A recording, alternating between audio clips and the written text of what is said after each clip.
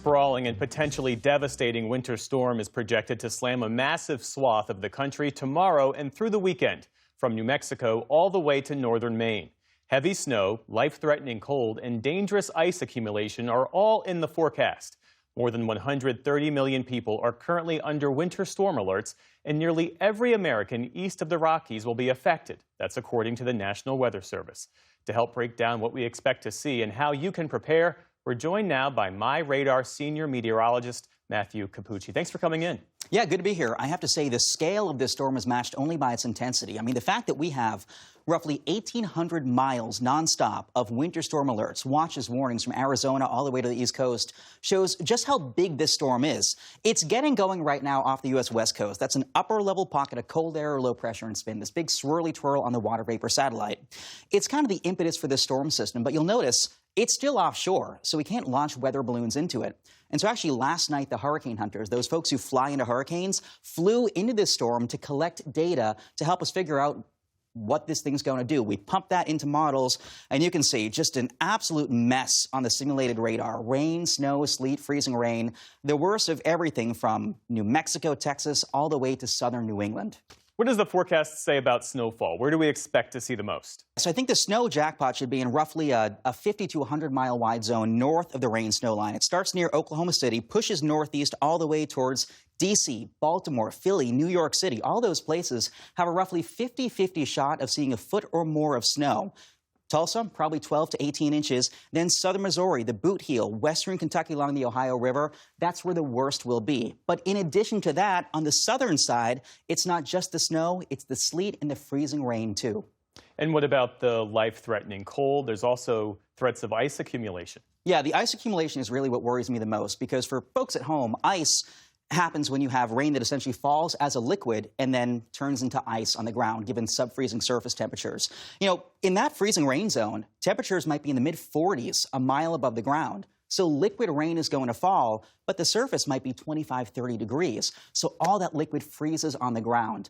Two main areas I'm really watching for the worst ice accretion. I think northwestern Mississippi, northeast Louisiana, probably south of Memphis along Interstate 55. That's the zone I'm really watching for potentially significant ice accretion. We're talking like a half inch to an inch in spots, and it only takes about a half inch of ice to pull down the power lines, get power outages, the roads impassable probably from Friday night all the way through Monday morning. And then behind it, of course, the cold comes in. The other zone I'm really watching, northeast of Atlanta into, for example, the western Carolinas, Asheville, Greensboro, Spartanburg, Greenville.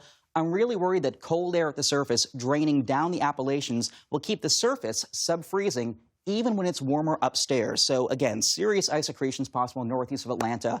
And I wouldn't even be surprised for some thunder, sleet, and thunder ice to mix in too. Thunder ice. Thunder, lightning, freezing rain all at once. All right, Matthew, so two questions. What are the dangers of this type of weather, and what should people be doing to prepare?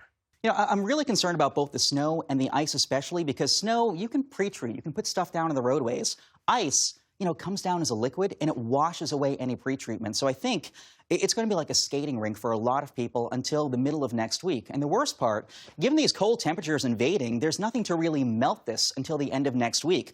Look at temperatures early Monday morning. We're talking negative double digits over the upper Midwest, the northern tier, excessive cold warnings in effect for a wide area from really Minnesota down to Oklahoma City, single digits below zero. Little Rock, Oklahoma City, single digits above zero in Texas. And given how much ice is coming down, I think a lot of folks will likely lose power too. So you have systematic issues with vulnerability. You're going into a cold air outbreak with a lot of people who won't have power.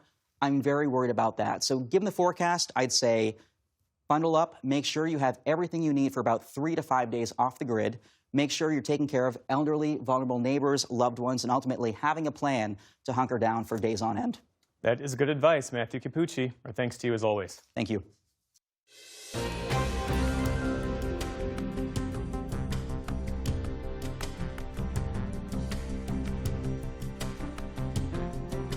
Wait just a second. We have one more thing to share. We want to say a heartfelt thank you for watching and supporting PBS News. Without you, we simply wouldn't be able to provide the news and the information that you trust. So thank you from everybody here at PBS News.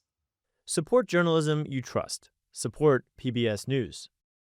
Donate now, or even better, start a monthly contribution today.